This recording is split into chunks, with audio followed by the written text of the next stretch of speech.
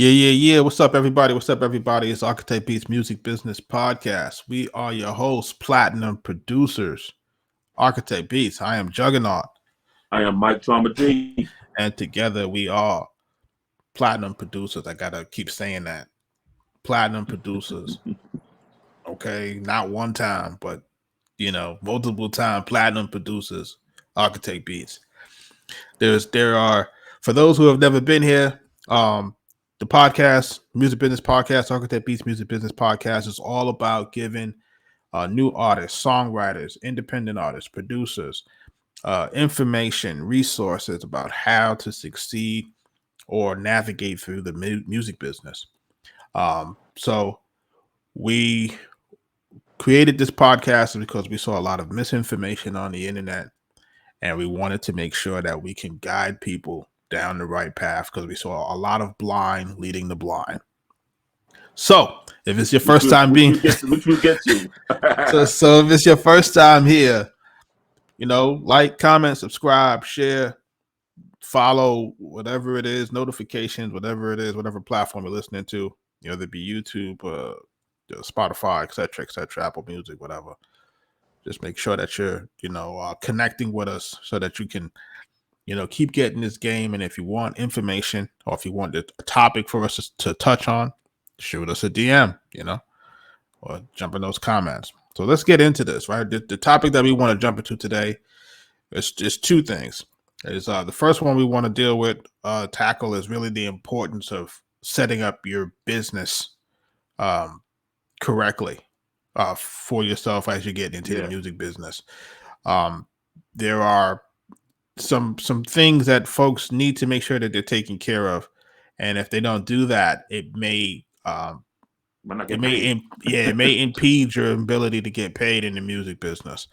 That's the first topic. And then the second topic is we're going to touch on is a lot of the misinformation, and the misinformation coming from people on the internet that really aren't qualified to give information.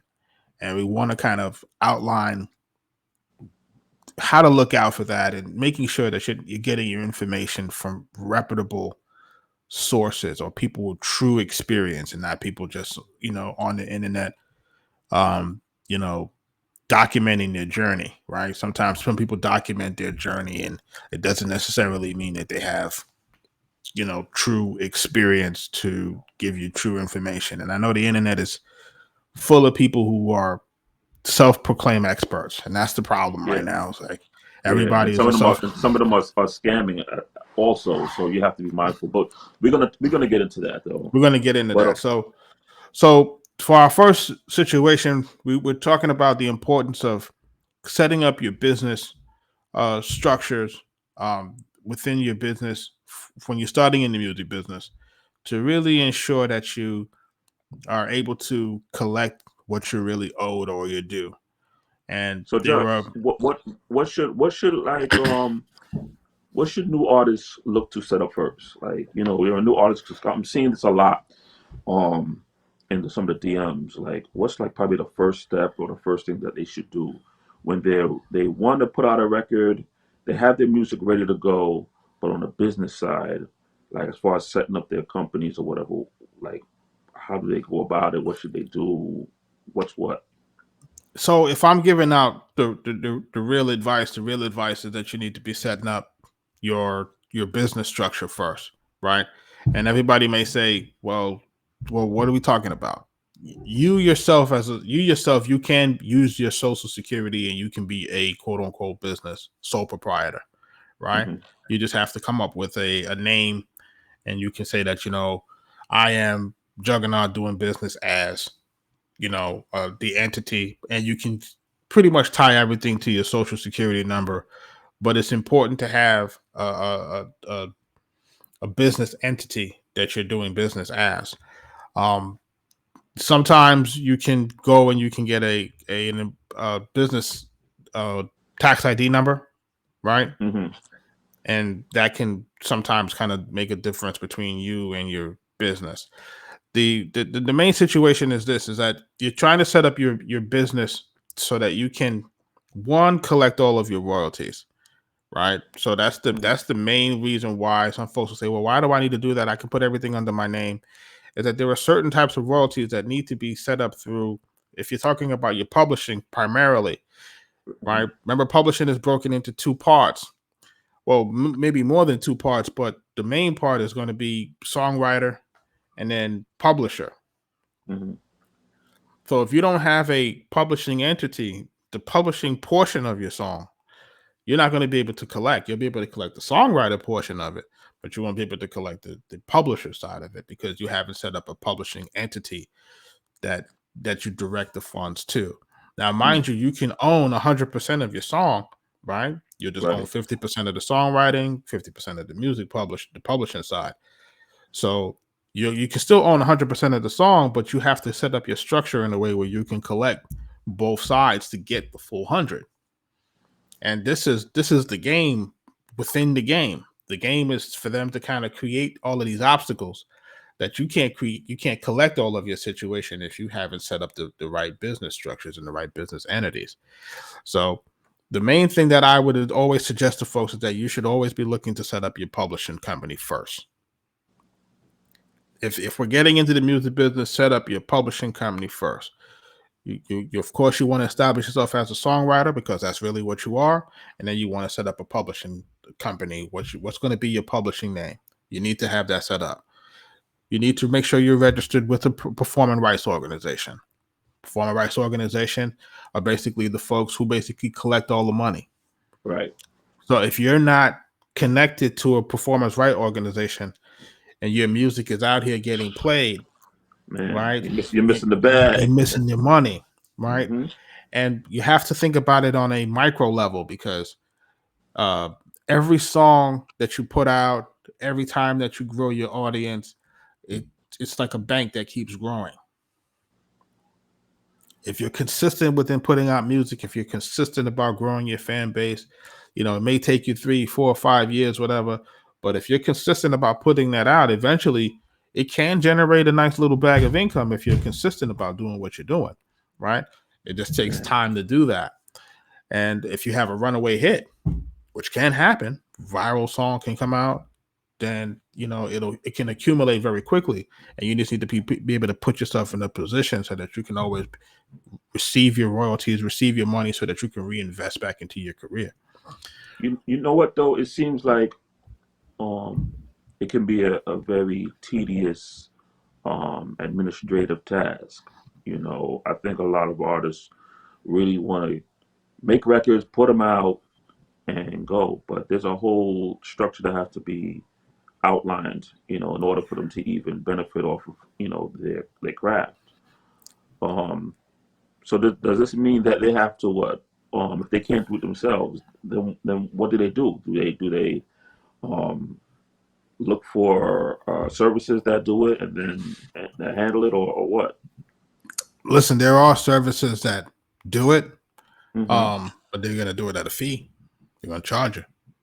Yeah. It's not gonna be and it's not gonna be cheap because we're talking about the administration of your songs, right? Administering your songs, it's a lot easier than what it used to be, right? When we first started, when we first started, Ascap used to have these legal these legal size pieces of paper that you had to fill out, and then you had to fax it in, and then you had to follow up to make sure that they received it, and that and this is that antiquated type of thing. Now you can kind of log on, and it can still be a little daunting for some people because they look at that and say, what does this stuff mean? Right. All right, here goes the song title. What now I got to put in the publishers. What percentage do I own? What percentage do the writers go? Who's the composers? Who's the authors? Is it copywritten? Is it published?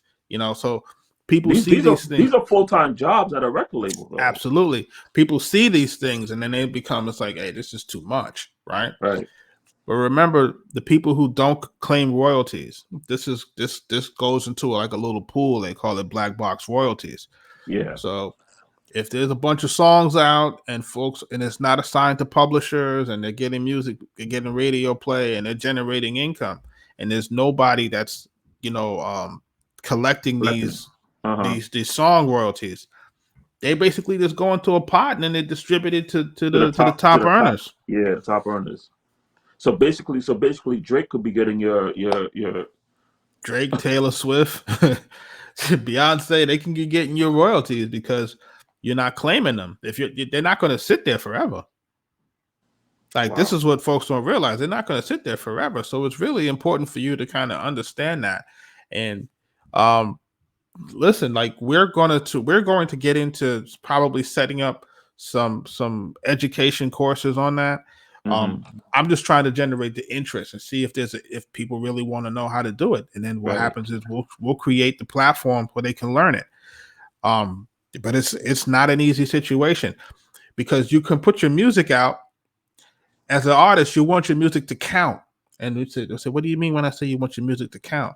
Meaning when you're putting out your music, if it's not showing up in analytics, if it's not showing up in certain places, it's like you're not going to be able to garner the attention to move your career to the next level. So the example would be I take a song, I put it out through TuneCore, DistroKid, CD Baby, whatever, United Masters. I put it out. All right, the song is doing good, but did you register it with Nielsen and them? Right. SoundScan? SoundScan. Did it's not going to chart on Billboard without it. Right. See what I'm Yeah. saying? So these things are tied together. So it's like if it's not registered here, if it's not registered there, if you didn't register with Ascap, how are you gonna get paid? Yeah.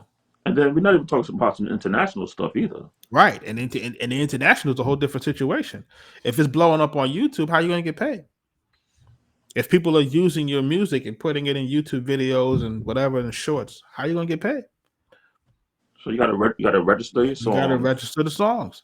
Yeah. You gotta register the songs, and then you gotta get with the performance rights organization, right? Then you gotta, in some cases, you gotta get with a publishing administrator, Right.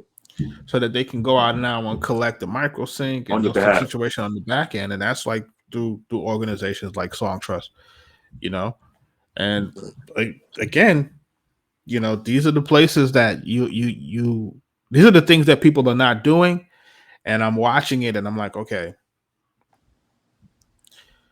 it's going to be hard to get to that next level because again, you're not doing the things that need to that your music need to have in order for it to register for you to get to the next level. It's like you can be getting radio play, but if you're not registered with BDS, Yeah. how do you monitor it? You can't monitor it. You can't get the analytics with it. So they've created these places that you have to be connected to in order for it to really start for them to see that you have some sort of traction. And then when those things start to set off the algorithms, that's when you start getting the phone calls.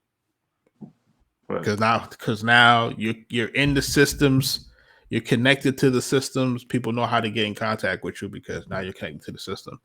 It's bigger than just putting your music to a DSP and thinking that it's just going to blow up. And like, it's a lot more that goes behind the scenes, and you're going to really just kind of miss out on a lot of different money, etc.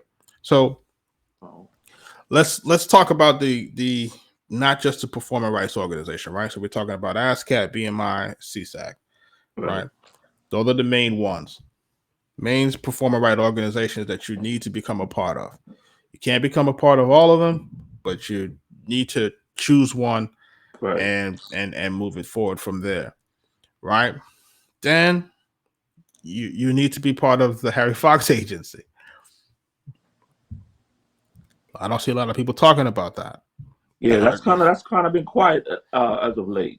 Listen, the Harry Fox agency is the one that's going to collect the mechanical royalties for you, right? And now, for those who don't understand what mechanical royalties, there's a mechanical royalty every time your music is quote unquote reproduced. Now that used to be the situation when you used to have it on CDs. Every time they manufactured it, it created it made a mechanical royalty. Right. But now the mechanical royalty is tied to the reproduction of it digitally, meaning if it's streamed, right? So it does still, it makes a mechanical royalty based on streaming on the internet, right? So that's another set of money. So you got the public performance rights, the the performance situation for the performance rights organization. So that's going to be stuff that's in like TV, not TV, that's more sync, I'm sorry. More sync, but for like radio, etc., things that are getting played. So that's performance royalties. Then you got the mechanical royalties, right? And then you got the sync royalties, right? Because the sync is going to be the music and the film stuff. And different entities collect the different royalties. So you have to be part of. So you have to be part of all of them in order to get all of your money. Right. So we're talking about having a performance right organization. Then we're talking about going with a Harry Fox situation, which is going to be the mechanicals, right? And then we're talking about people like the Sound Exchange, which is now a different situation again, where that's not necessarily tied to the songwriter situation, but it's more tied to the artist and the sound recording and the reproduction of the sound recording on the digital platforms again. So if you're not connected to all of these different entities, you're not getting all of your money. Yeah, that is so crazy, Jug, that your money is split up in so many different areas, and it's like there's different entities that actually collect for that area. So if you're not plugged into all of them, like you're saying, you're missing out on income. It's a game. It's a like game. This guy collects for that guy collects for that guy collects for that. And if you ain't going around talking to each one of them, it's a game. It's like dividing up the board. It's like the gangsters came and said, okay, we're gonna here goes a pot of money that one person could have collected for everybody. Said, but you know what?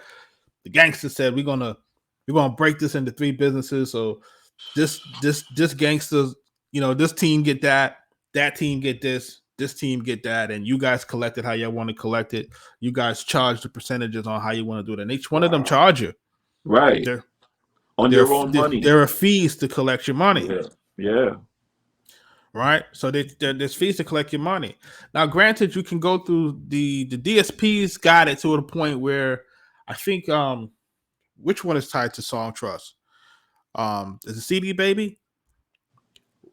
But I know that some of them are tied to publishing administrators, where you can have them collect your royalties for you.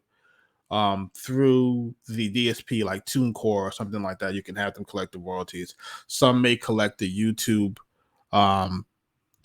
content ID money. Oh, that's a different one too. The content ID about the microsync, right? So that's that's different too. Like, because Ascap doesn't do that. You know what I'm saying? Doesn't collect the content ID money, right? So you have to be tied to an organization to collect the content ID money.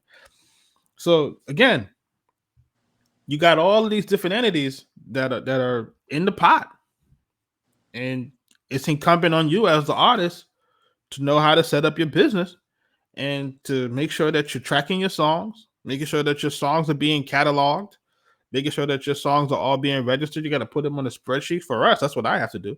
I got to put them on a spreadsheet. I got to make sure that, okay, is it registered here? Is it registered here? Is the content ID there? Is it this? Is it that? And who's going to do it for you? Wow. Who's going to do it for you? I know right now, folks is mind blown hearing all of this. Yeah, nobody's going to do it for you. And even when we had the initial publishing deals, you still had to send them the information. Right. You still gotta like list all your records. Right. Still gotta send them out. You still gotta tell them when you got a release, when you got a thing, who's the songwriters. Like, you have to gather that information. I've seen situations where songs would come out and they don't get registered on ASCAP and BMI for over a year. Wow. Like, I've seen it. I've seen it. And it's because people are slow and dragging their feet in collecting all of the information. Because when you're registering the songs, you have to register the songs with all of the writers and all of the publisher information. Yeah. Somebody has to gather it.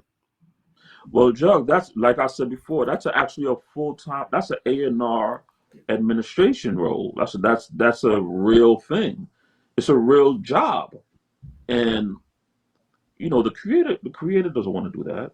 The creator doesn't want to have to make the record and then have to go through all of this. And if that's the case, they better find someone on their team or find a service that could do this and do this right. I think we've talked about this in previous podcasts about the importance of having the right type of team, right? And we almost would say, hey, you need a nerd on the team, right? Like that's like you need a Yeah, you need a geek on the team, like and we shouldn't probably use those words because folks get offended by calling them whatever. But you need somebody that's going to be technically savvy to be able to say, okay, what do we need to register? How do we need to get it set up? How do we collect it? And to make sure and to monitor it, right? Because right. can you read the statements when they come? For real. Right? Just when statements come, like, okay, this person didn't recoup or that person didn't this. Do you understand what you're seeing when you get it? Because it's not gonna. Some of them is not even detailed. Right. You'll Right. get a statement. And then It'll just have a check attached to it, and it'll say that you got X amount of plays, but you can't audit that. that's what they say. That's what they say, right? So Right. this is a different type of game that's being played, and again, but if you're not set up even on a basic level, you're gonna lose, and you're gonna lose all of that money. It can add up, and this is for those artists who are consistent. This is not for the people who get in this year and are out next year. The ones who drop one song every 4 or 5 years, or drop an album in 1 year and then you don't drop any more music in 3-4 years. We're talking about the people who are out here consistently releasing music, consistently out here trying to engage with fans, consistently trying to sell their merch, consistently trying to grow their audience, and who are growing their audience over time, right? This business structure that you need to set up becomes the bedrock and the foundation of your income. And it's set up this way to actually stifle you also.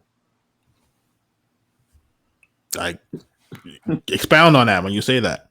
Yeah, it's like, think about this business, man. It's set up in such a way that it allows you to just lose out if you're not, if you're not careful, if you're not doing your research, if you're not on point.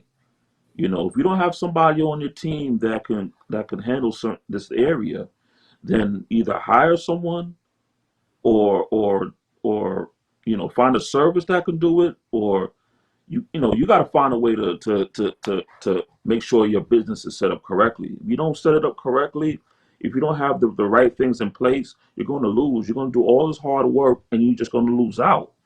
Like, that's so messed up, man. You could have a hit, like you could have a hit record and be broke because you didn't set your stuff up right or set up at all.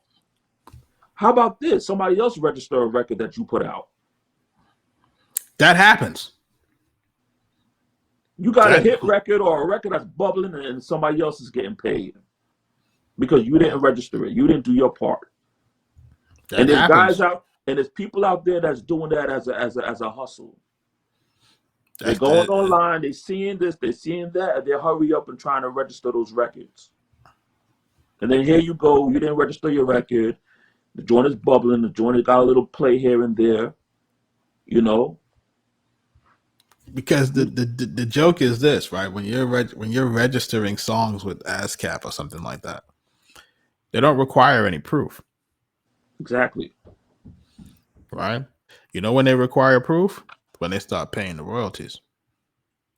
So when they start paying the royalties out, and if there's a discrepancy, now they want the proof. Now you got to prove that you're part of that song and that you need to get a percentage of that song or what the percentage is. But initially, they don't need anything. So I can go in and I can claim 100% of a song on the sly. And by the time it starts paying out, now everybody's like, "Hey, how come you get 100% of the record? That's not what we agreed to." All right, well, you got to show that. You got to show that paperwork. And if you ain't got it, good luck trying to get them to get you the money, because they're not going to pay it retro. You know, so I've seen that happen on different occasions where, you know, a record is registered. You know, a record is registered to us, and then, you know, we go to Ascap and say, hey, the split is bad. The split is wrong. Who submitted Yeah, it? And they're like, well, you know, now you got to go get the contract, right? yeah, Once you get the contract, now you may have to sue the people who are on the record for the royalties that you're supposed to get, because they're not going to give it to you. right. That's true. So this is part of the situation, and it's the same thing with dealing with the sound exchange. Is that, hey, you know, once they register that record, and if you don't have your letters of directions in, if you don't have That's these it. things in, Good luck. these things are set. They're set in stone. You have to go back in order for you to go get your money. Now you have to you know, you have to prove that you were part of the record, and then if you want to get the royalties back, you got to sue for them. Yeah, because you can forget about tracking down the artists to have them sign some sort of. Listen, man, That ain't happening. that ain't happening. On our last episode, we were talking about the exclusive rights for beats and stuff, and there were some people in the comments that were saying, "Oh, you know, all you got to do is you know, get your contracts together, and like, you know, good luck." Like, Get your contacts together. like, yeah, like there's like this easy fix, like for you to just, you know, like they don't realize that the way these things are set up as instant buys, right? So like Right. people just go on, if they want the music now, they just pay for it now. There's no signing of contract. There's no negotiation of terms. You know, so again, it's another situation about, you know, not being able to handle the business, and like you said, like it's all set up in a weird type of way for you to lose out. Wow. I think what's also discouraging is not only do you have a business where it's set up so fractured and it's set up so crazy with a lot of jargon and things for you to not understand, but you got people that's also giving you messed up information on top of that. You got Oh, people like on like the business, talk like the about it. business is already confusing as is, but then you got people uh claiming that they're in the business. They're claiming that they've done this or they've done that. They claim to have some sort of experience or some sort of success, and then giving you this information that's just like a road into a dark hole. Like it's crazy. And the internet is just really full of that, and it's discouraging to see that. So it's like, some people are saying things in the comments or giving misinformation even in the comments, and it's like you got to check them. I we've talked about this, and I think this maybe be like a year ago when we first started the podcast. This is really the reason why I even wanted to have this platform at all. Right, right, It was too many people who were not qualified to provide the information to people, and it was like the blind leading the blind. You know, you never had any success in the music industry, so there was no reason you weren't qualified to really give the information that you were trying to provide on the internet. And I understand these days it's not about that. It's about growing your platform through just unrelated content or an incessant amount of content. right. So people just be putting things out Put it out. because you're getting paid on the They want views. the content. They want the clicks. They want to just put out content. I get it. I get it. Yes, you got to get your bag. I get it. But what I don't want folks to do is like, folks, I need you to really check the credentials of folks, man, before you taking folks' information. Like, not everybody is qualified to give you information in this game. Yeah, Like, you know what I'm saying? Like, I can't take information on real estate from somebody who isn't a licensed real estate agent, yeah. right? Who And hasn't even the flipped the people that house? may, Who and hasn't? even and even the people that might be licensed may not even have the right amount of experience. Right. You got to do your research, Yeah, they got to have some success stories. right? Like you could be a real estate license and haven't flipped a home properly, or you haven't had a successful transaction, like, or you haven't done anything that's you know, worthy. or significant. So that I see Yeah, the same thing happening in the music industry. There isn't a lot of people that are successful in this. Let's keep it 100. There are more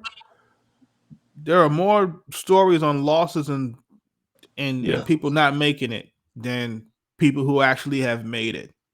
absolutely. People who have actually been, and we're not talking about, hey, I made I got that one record off. People who have consistently been able to, work with top tier artists for a long span of time. Like there's not many people like that, and the ones that are doing it or the ones who have done it, they're not giving you no information. Find them. They're not gonna give you any information. Like these folks are not. They're not giving back no information to anybody. They out there. They collecting their bag, right? So what I hate is I hate to keep seeing this guy, this guy, this guy, that guy, and I also want people to understand too. This you have to delineate. There are two types of music industries.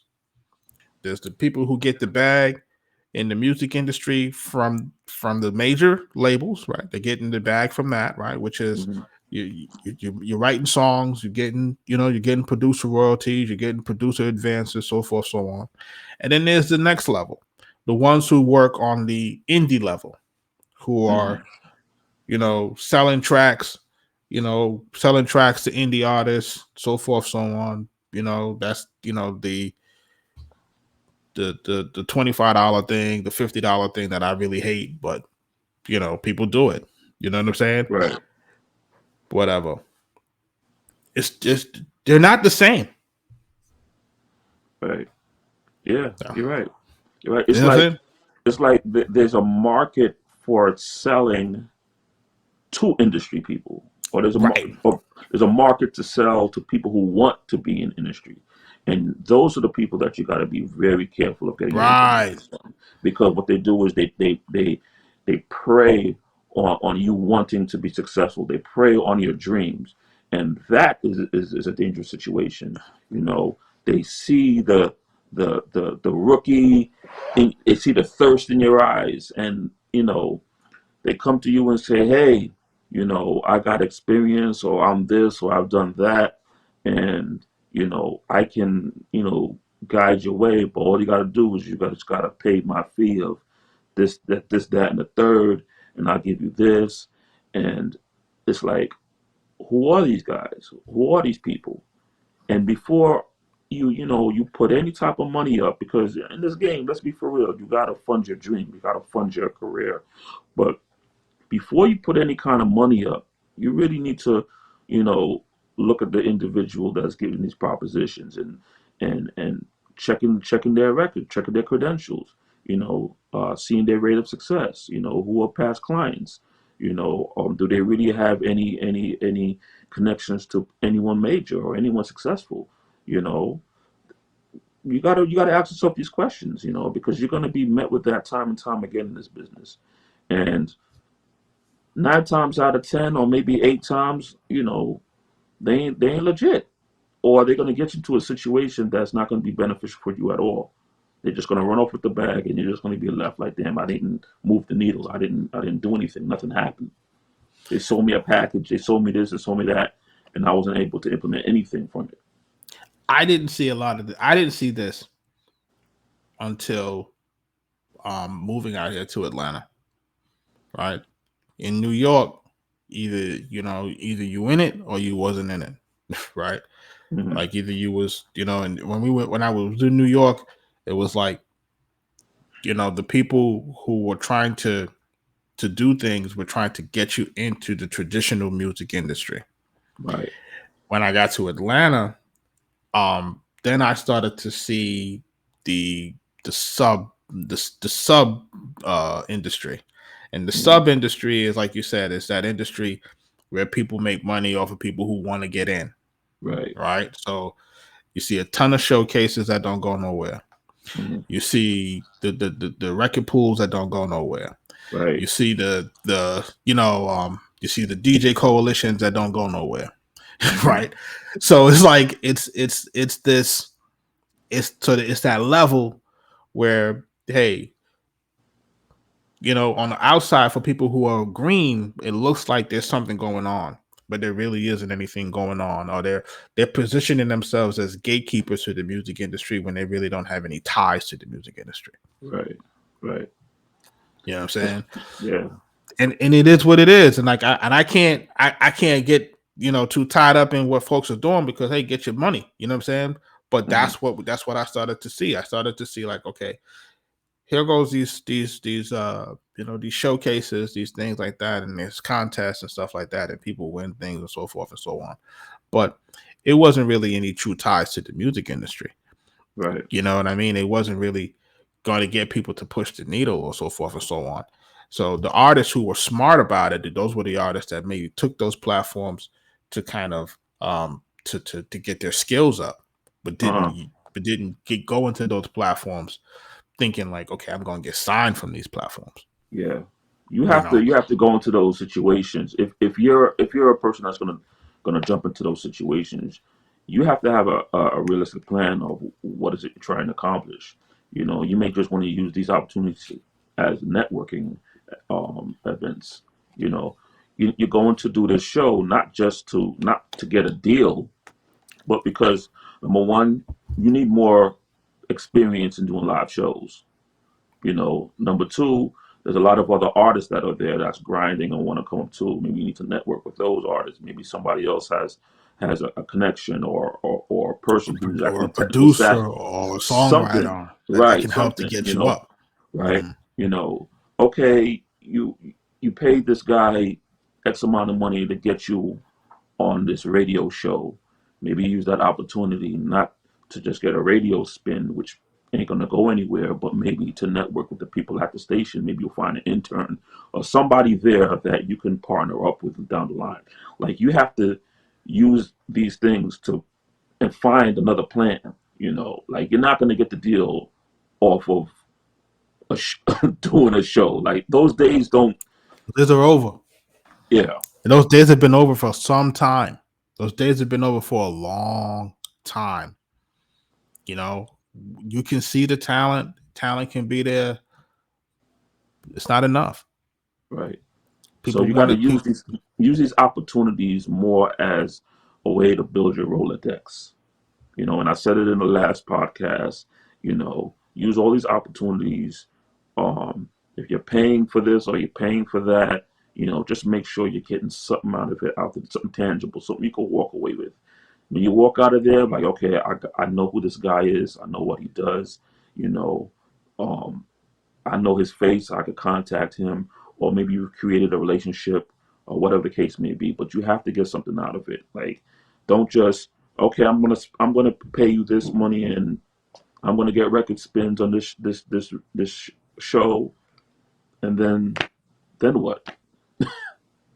Again, like it goes back to that being qualified to give the information, qualified to be able to move your needle to the next level. It's a lot of capping. Yeah, I can't put it any other way. Like there's a lot of capping. People are really just they're perpetuating lies out here. They out here, and saying they can do this, saying they can do that, and there's they no can't. shortcuts. There's There's no no shortcuts. shortcuts. There's nothing that you can really do. You know, um, I think there was some other things that I saw, and I won't really name any names, but folks will say, well, you need a budget, and you need a big budget to do this. You need a big budget to do that, right? Look, there is no singular way to make it in this industry. Yeah, There's a good chance that you're throwing that money away. yeah, yeah. Like there's a large chance. Listen, will somebody take 50,000 and $100,000 from you? Hell yeah, right? You seen all the drama between like Karen Civil and Joyner Lucas and them about all the money that they gave her, and you know what I'm saying? People will take the money. They'll take the money. They'll tell you that they'll put you on this show. They'll tell you that they put you in front of these set of DJs. They'll tell you that they'll pay for promotion. What does that even mean? Yeah. Like, you know what I'm Because saying? even if they do those things, then what? it doesn't always escalate into anything else. Doesn't always escalate into anything else It'd be because a sometimes, one and done, right? Sometimes the music just doesn't connect. or maybe the actual artist isn't making the connection themselves as well. Right. You're relying on the poly, meaning you're relying on, paying this person, and you're relying that your talent is going to just automatically take you to the next level. Right. But you have to go out there and network.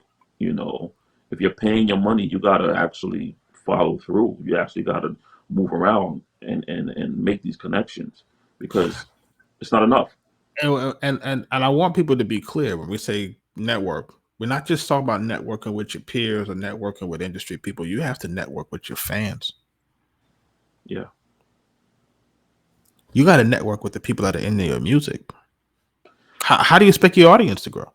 You said something a while back that always rang true about artists getting to their shows at a certain time.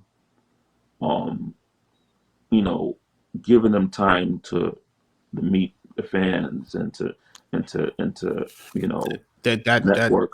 that used to be a little pet peeve of mine. The pet peeve of mine is that an artist would get booked for a show, and then they're a new artist. No one really knows who they are, and then they would say the club opens at 10. The artist is getting there at 2 a.m. Club closes at 3 a.m. The artist jumps on stage, does a song, 1, 2 songs, and then they're off. You were on the flyer, you were there, whether or not people are there to see you or not. You had all of that time to get there early, all that time to have the DJ playing some of your stuff because they know you're coming, and all that time for you to be out there, like you said, building with the fans one by one, taking pictures one by one, handing out things one by one. How are you going to build your fan base? Like So how? you got to do Like the work. it's like how? It's like you expect the song to come on and people magically just say, "Hey, I just love this song," and then it just goes. Pshoo. Just not what's happening, people, man. Like it's not what's happening. You can have a good record. You got to really be out here, and the only way that, like, when was the last time somebody sent you a record via text message? Well, send me a record. Send you a song like that they liked or a video that they liked. Well, people always send in songs, but as far as I mean, like somebody that you a friend of yours sending you a song, your mic, this song is hot. Check this out.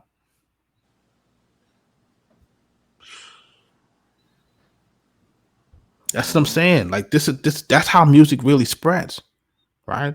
Like a video or a song will come through me, and I'm like, yo, this joint hard. It's sent to the group chat, right? Like that's how music is spread. Like we become the street team. The people who like the music become the promoters. They become the street team. but So but it's much more effective if you as an artist is forming relationships with your fans. that's what we're You know, saying. We're saying that if there's people that actually come to see you, legit come to see you, that they become the street team. They become the ones that want to say, "Hey, did you hear this new Arkatech Beatz joint?" Right? Mhm. They become the ones.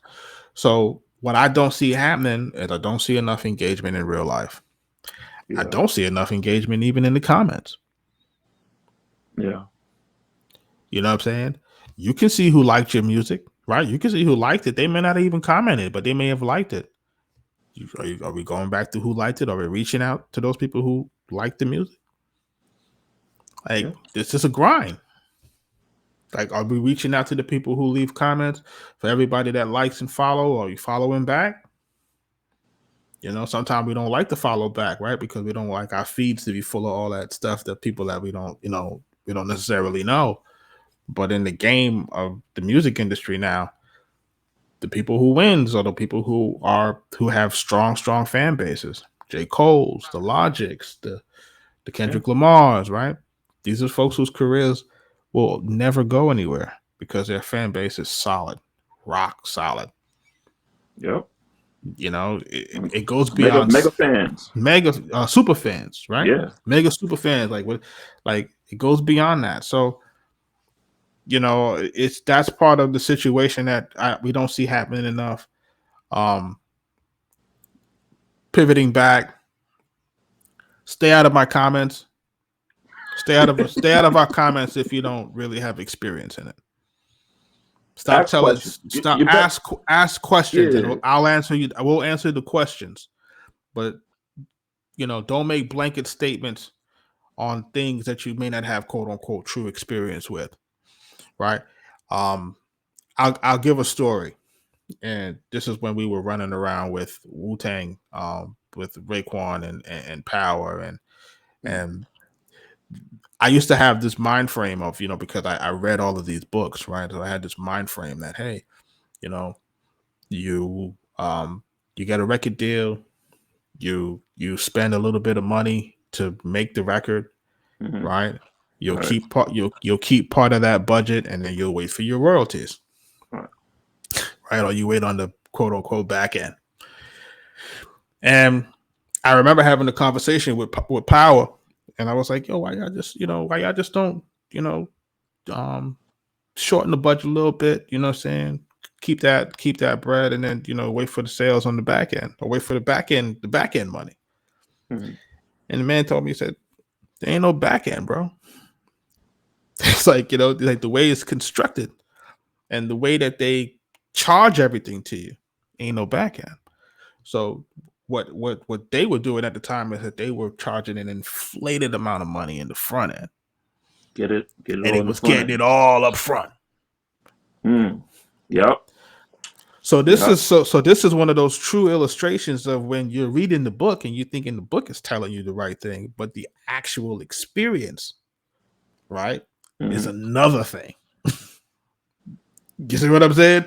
So this is why I want folks to really understand. It's like, listen, there's a whole bunch of stuff that you could be in the book, Yeah. but the actual experience, sometimes it doesn't align.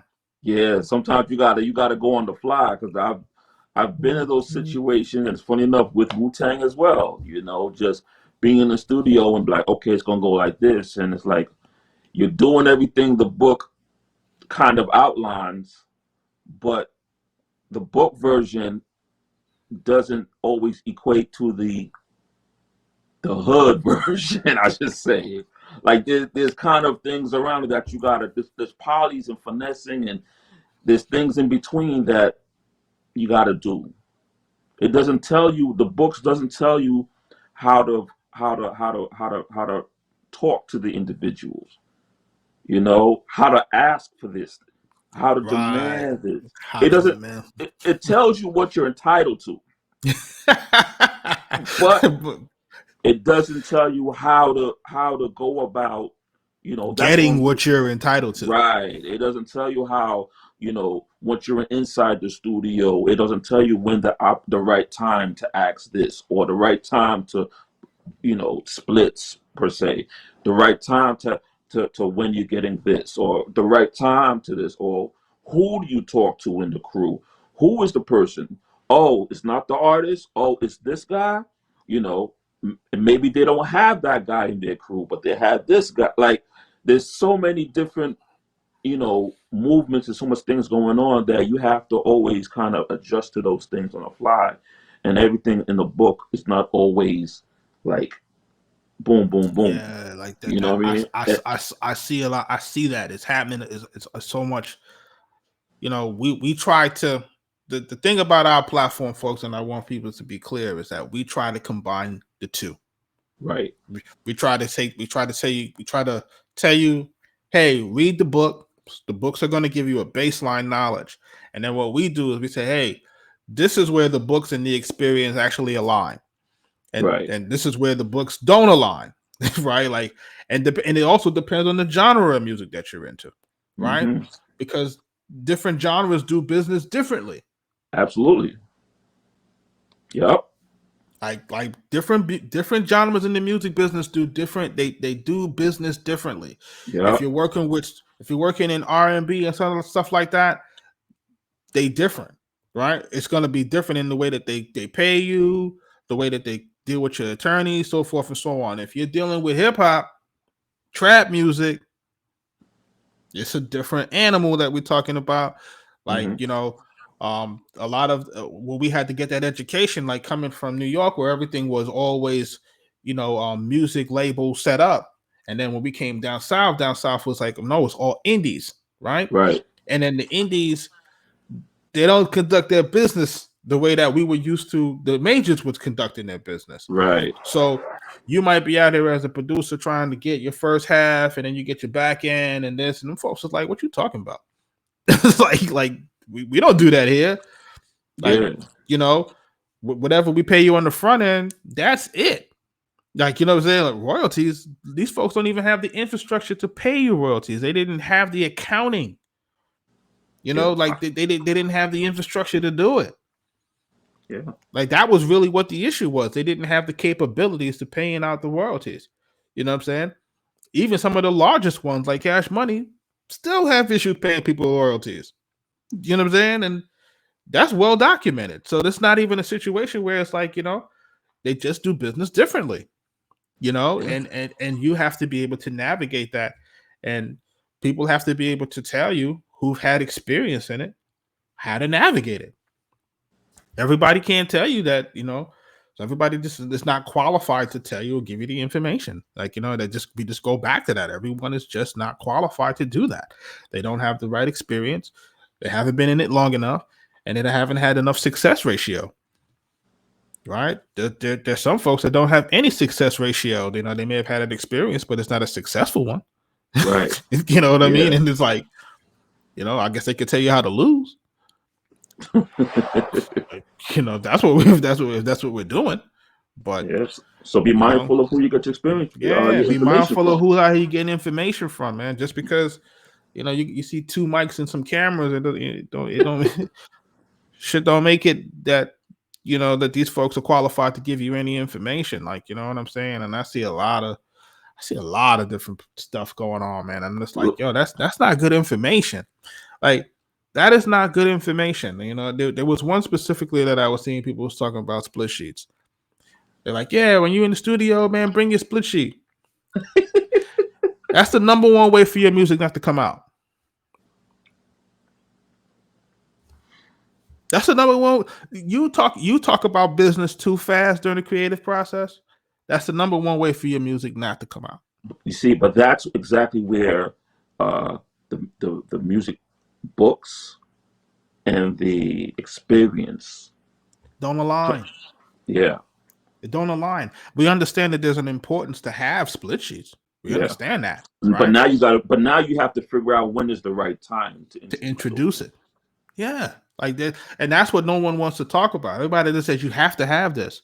Yeah, you have to have it, but what's the point of me having the split sheet if the song don't come out? You know what I'm saying? Like if how many sessions do you have to be in, and when you want to talk about business during the session, how the session just goes left? Yeah. You like how dozens of times you see guys in there trying to talk about business during the session. All of a sudden, load that next record up. Yeah. All of a sudden, your record just stops. Like, or the record, or the rest of the evening is wasted on business, and the record doesn't get recorded or finished. Doesn't get done, right? Or the record don't get done. Like, that's like we said, like that's the most important thing, is to get your record out, get your record published, get your record done, get your record recorded, get the creative aspect out the way. I'm not saying that you shouldn't talk about the split sheets, or you're not supposed to do, but you have to have those relationships and know the right time to introduce those things. If you have a solid relationship with the artist, then it may not even matter. You know what I'm saying? And even if you have a solid relationship with the artist, then that won't even need to be, put in front of them in the first place at that moment. But that's part of the problem. Part of the problem is that you're using these sessions to build a solid relationship. Right. So what you can't do is you can't introduce things that are uncomfortable to talk about, right? Mm-hmm. When you still haven't solidified a strong relationship. I remember when we started running around Atlanta, And with the New York mentality was always, let's handle the business first. Let's handle the paperwork first. And then when we first got into Atlanta, it was more like the artists were like, let's get the records done. Let's just do the records. It was Yeah. like a free for all. Yep. Like just going to studio, seeing this artist over here and over there, then back, and just running around. It was more of just getting as much records done as possible. And I remember Waka. Oh, we'll get the business done. You get paid. And sure enough, yeah, Yeah. yeah, Yeah. yeah. You know, and that's because of forming a good relationship during the recording process and all. And yeah, it worked out. And I'm not saying it work out for everybody the same way, but it's just you just gotta find the right time, in every situation to when is the right time to introduce this or introduce that. And that's with anything. That's even in a business meeting, knowing the right time to say this or say that, getting the temperature of the room and knowing when to do this or when not to do this, when to say something, when to keep your mouth closed. You got to learn that, man. Or Yeah, somebody got to teach you and show you. Like this is not. That's the hard part. The hard part is that it's trying to read rooms, read people. Like, no one told you. Like, everybody would beat me in my head when I was giving them the 3 books, and I said, and I put the 48 Laws of Power in my 3 books for the music industry. They was like, why would you put this? I'm like, it's a book on psychology. You got to understand the psychology of people in this music business. It's like, Jeff, you're not going to be able to navigate these rooms. How many times we had conversations back in our earlier years? You hit me, yo, did you do this yet, or did you so and so? And I was like, nah, it wasn't the right time. Yeah, and I didn't understand that early because I wasn't in those rooms. I didn't understand that. You know what I'm saying? Like, I didn't understand it. Like, and folks are like, yo, why you didn't talk to them about such and such? It wasn't the right time. It wasn't the right time. Like, it's the timing. It's like it wasn't the right time. Like, you talk about the wrong thing at the wrong time, you blow the whole deal. The whole thing. Yeah. And that's something a book isn't necessarily going to tell you. It ain't going to tell you. You got to, it's experience. And we're saying this because we're trying to give you an example of how important experience is. The experience of walking into rooms and looking around and feeling the vibe and saying to yourself, okay, maybe this is not the right time for me to mention this, but I'll do this. Right. And I'll line it up so that the door will be open to come back on another day to probably go through this. And that even goes back to our place in music. Yeah. You might come into the room to come play some tracks and the vibe is off. You play them tracks, joints ain't getting picked up, and you can have that fire, right? Yeah. Like, joints ain't getting picked up today. Because I've seen it. This guy is not in the right mind frame. So you know what? Yo, everything good with you? How's everything going with you? Talk about something else. Mm-hmm. Sometimes you can get the levity a little bit better in the room, and then you can continue and do your mission. But it might not be if sometimes it's not the right time, and you got to set up and say, "Hey, yo, man, I'm gonna come back." Again, it's a good time for you. It comes down to experience, and we're just saying this thing because it's the importance of having experience. And if you're taking advice from people who don't have any kind of experience, then it's a crapshoot. Yeah. And you're like it's not enough. It's not enough to just like we said, just have a high level understanding of the situation. Like, there are so much. This is a nuanced business, a nuanced situation, and what we try to do on our end is, like we said, we try to say, hey, this is how you should navigate it on a business level. Now, there's a flip side to it. There are some social issues here. There are some social things that you'll have to navigate as well in order to keep your relationship good. Yeah. There's been plenty of times when we've had our attorney also, like, he'll go in, like you said, and say, hey, this is what you guys are entitled to. You're such and such or such and such. And then we got to pump his brake and say, hey, don't destroy our relationship with that shit. Right? knock it off. Right? Knock it off. Like, we understand what we're entitled to, but the relationship is more fruitful because we can keep going back and keep getting more over the course of the time. You know what I'm saying? So it's like we don't want to just, you know, gather one harvest one time. Right. You know what I'm saying? We want to be able to go back to that tree and keep picking from that and keep eating from that tree for years to come, not just Right. one time, just harvest whatever. You know what I'm Yeah. saying? And That's like him saying, "Oh, why don't you charge this for that one track? You guys are this. I should be charging this for the track." And it's like, nah, but now I could go back and do 3 or 4 more records with him, and spread out on 2 more albums and a feature. right, and that's Like the thing that people are not looking at is because you could spread out more albums, features. Like this is how your network grows. You know, right. you know, and we understand like if you're dealing with the quote unquote the machine, you know, you want to try to get as much as you can get from the machine. You know what I'm saying? Mhm. But even on the label level, you know, you have to kind of be smart about that too, because you don't want to say, okay, I'm going to take everything from them one time and then there's nothing left for you to go back, you know, because you've ruined that relationship. So it's again, got to learn, like, you know, it's part of the game. This is the Music Business Podcast. This is the Arkatech Beatz Music Business Podcast. Mhm. And listen, if you're not aware, you got to be aware. You know what I mean? Man, we should call it the Arkatech Beatz experienced music, Hey like, man, we might have to rebrand. Like, you cause know, like it's the experience. Like, you know what I'm saying? It's like, you know how much years of experience we're talking about? We're talking about being in the game a very, very long time, and we're talking about different tier artists that are still relevant. Some are still relevant today. You know, some have passed, but still in all, we're talking about, you know, these folks' music still living on, and we were part of those times, and we were in the label, you know. So the experience that we have is being in the label, being signed with production deals, having a distribution deal, having artists that were signed, having an artist that was signed to us that's now transitioned into acting, right?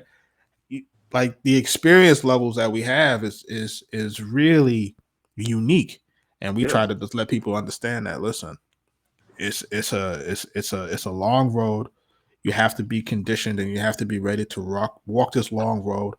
And at the end of the day, you need a mentor. And this is what the platform helps to do. It helps to mentor you, because we didn't have it. And I've always said I've never had it. And if I ever had the chance to give it back to people, I would do it. Because right. when I was coming up, it was nobody for us, man. We was out here we was winging it. It's like, you know, and sometimes we hit for the fences and we hit it, you know, and some other times it was like you swing and you miss. Yeah, But if somebody was able to tell you, hey, man, if you see it going this way, you might want to look out for that. You know how much time you save? You know how much money you save? You yeah. know, scams, the charlatans out here. So, quick recap: take care of your business, Mm-hmm. set up your business structures, set up your publishing, set up your LLCs, Register re- your music. register your music.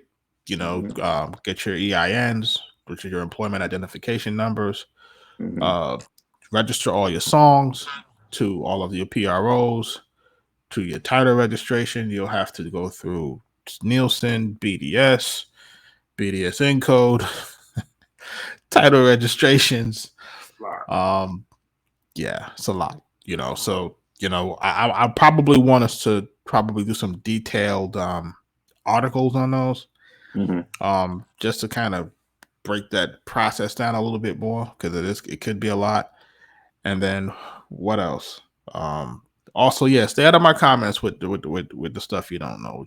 Please ask a question before you put, you know, statements and comments that's leading people down the wrong path. Like if you're coming to troll, I'm not into the trolling, and I'm not saying that everything that we say is infallible. We're not saying that, but I also want to say that, listen, if you're not really qualified to talk on the subject, just listen, just ask the questions if you're not really qualified, Yeah, and we give learn. you the answers. Yeah, Yeah, stop leading you know. people down. Stop leading people down to what you call it. You would be surprised on one of the copyright stuff that we had. People were still talking about poor man's copyright. What? You kidding me? Poor man's Yeah. copyright. People were literally talking about poor man's copyright in 2022. You know, and like like this stuff, it applies, but it doesn't apply. Like, you know what I'm saying? Like stop telling these people this type of stuff. You know what I'm saying? Stop. You're leading these people astray. It's like it was the like, oh yeah, it's copyrighted when you put it When you together, make it. when you make it. According to who? Yeah, but you can't enforce that. You know, like we were talking about protection, we were talking about enforcement, we were being able to talk about where you can get monetary gain, so forth and so on. You can't do it with that. You know what I'm saying? So this is one of those illustrations of you trying to insert yourself into something that you didn't need to insert yourself into. This wasn't the intention of the post. You know, the intention of the post was to tell people to do it. Now, if you don't want to do it, if it's too much trouble or you can't afford it and you want to mail it to yourself, but don't tell other people to do it. You know what I'm saying? Like, come on, man. It's like me having cyanide laced water and I'm saying, hey, everybody drink this. It's good for you. Like, come on, man. Like, stop it, man. Like, just stay out of the comments with that, man. Like this, Yeah. like, you know. And then I And want to stay, be cool. I want to be cool about it, but like, come on, stop, man. Stop telling people these type of things. It's like, you know, and that like goes for listening to all these other bloggers who don't know what they're talking about. You know, all of these scammers. Just be careful, please. and just before we go, I'll like expound on that. Remember, we said that there were two type of industries here, Hmm. right? And what you and I are doing, we're talking about the folks who are trying to get into the traditional music industry, Right. right? Who's Mhm. trying to get placements, people who are trying to get paid from Universal, Sony, right? Right. Warner, like you're trying to get paid through a subsidiary or something connected to that. Right. There's the other situation where, hey, you need your website, you need to sell your music online, you need to go to like, you know, those other sites, Speed Stars, whatever. Mhm. That's different. Right. There's two different things here. There's, you know, they're not the same, right? Like they're not the same. Right. There's a certain set of things that you need to do if you want to be a successful internet producer selling beats on internet situation and selling beats to individual independent artists. That's different. No knock to anything. People can make their money, make their living. Um, most of the things that we talk about is people trying to enter the traditional music business on that level. And there will be times where we'll talk about, hey, setting up your stuff independently so that you can survive off your art through those other platforms. But they're not the same. And people need to understand that there's a delineation that it's not the same. There are two different types of experiences, and there are two sets of different sets of expertise. Because to sell music online that way, it does take a certain level of expertise, marketing, and so forth and so on. That you can't discount that as well. Right. Yes, sir. It's Arkatech Beatz, music Music business experience. podcast, right? Yo, follow us at www.architectbeats.com. All of our social media at architectbeats.com, YouTube, so forth and so on. Definitely jump on that YouTube channel. You may be seeing clips, but you want to definitely hit the YouTube channel to watch the entire situations. Or you can catch it on Spotify, but we prefer you go to YouTube for obvious reasons. So, outside of that, till next time, Bass. peace, everybody.